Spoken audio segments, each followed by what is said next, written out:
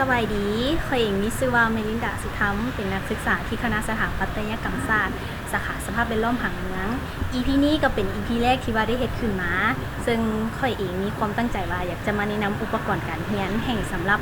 น้องๆที่เข้ามาเรียนว่าสิมีอย่างแน่และต้องใช้อย่างแน่ราคาเท่าไหร่แน่มีความจำเป็นจังใดแน่เฮาไปเบิ่งนํกันเลย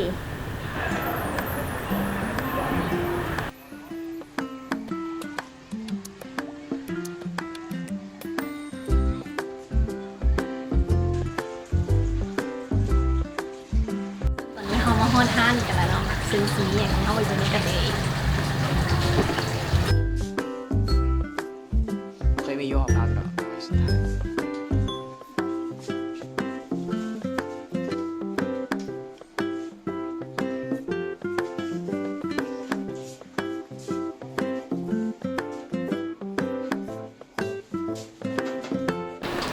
ตอนนี้เราก็เข้ามาอยู่ในห้างกันแล้วเบิ่งสิ่งแรกที่เราจะซื้อมันสำหรับอุปกรณ์การเรียนอยู่ที่คณะสถาปัตย์มันก็คือแบบอุปกรณ์การเรียนวิชาภาคอื่นๆเนาะแต่ว่ามันสิเรื่องเน้นไปทางแต้มอีหยังสำหรับวิชาโครงการซึ่งการใช้โสคืออยากแนะนำเป็นโสไม้แล้วก็โสกดซึ่งโสกดที่ว่าใช้มันเป็นโส0.5 0.35 หรือว่า 0.3 แล้วก็ 0.7 ที่ว่าควรต้องมี2ไม้มันจะมี2บี้3บี้4บี้5บี้6บี้เนาะแต่ว่าเขาขอแนะนำเป็น2บี้ก่อนสำหรับนักศึกษาที่เข้ามาใหม่เดี๋ยวอาจารย์จะแนะนำอีกว่าเขาควรซื้ออีกอย่างซึ่งมันก็มีหลายรุ่นเนาะราคาก็แตกต่างกันหลังจากเบิ่งสองแล้วเขามายังลึกก็มีหลายแบบให้เลือกแต่ว่าตัวนี้จะใช้ดีเวลาลึกเส้นลึกอย่างจะบ่เปื้อนกับตัวนี้แต่ว่าเอาเป็นตัวนี้จะดีที่สุดซื้อซอแล้วก็ต้องไม่ใส่ซอนี้ 0.5 0.7 0.35 0.5 ต่อมาก็เป็นอันห้องลึกเนาะเอาไว้เวลาเขาเต็มแบบแล้วมันผิดแล้วเขาอยากลึกจะมาจะบ่ได้เตะต่อไป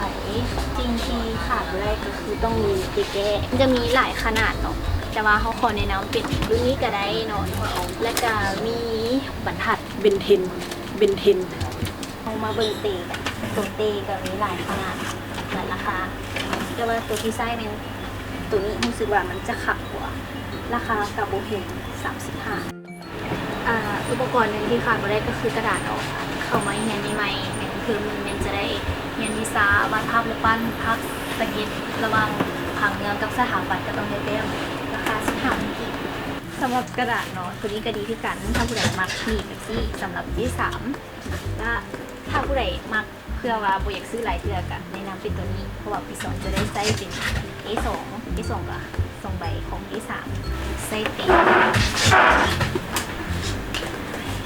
มันจะมีแบบเป็นกระดาษแล้วกันมีแบบหัวมีแบบซิมาสิ่งที่ขาดไปเลยก็คือเจียเนาะเจียมีหลายขนาดแต่ว่าอันหลักที่ว่าเข้ามาเนี่ยต้องได้ใส่เป็นคือเจีย A4 A3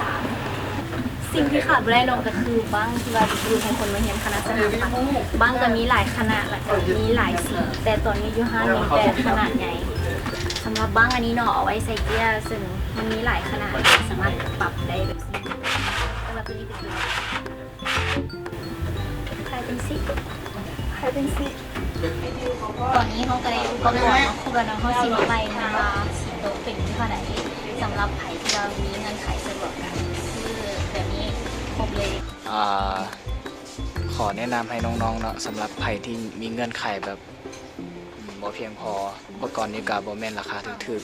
ๆก็สามารถเลือกตามที่พวกไอแนะนำให้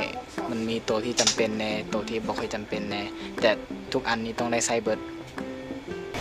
บัวดีเอามาอะไรเริ่มทำทวีตเป็นสเกลเอเก้สกอต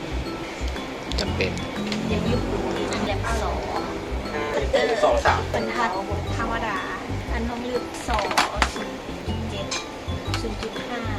0.35 2นี้ใส่0.7 0.3 รวมให้0นี้3,000มาบวกให้กับเจกระดาษ15 บ้างนะมัน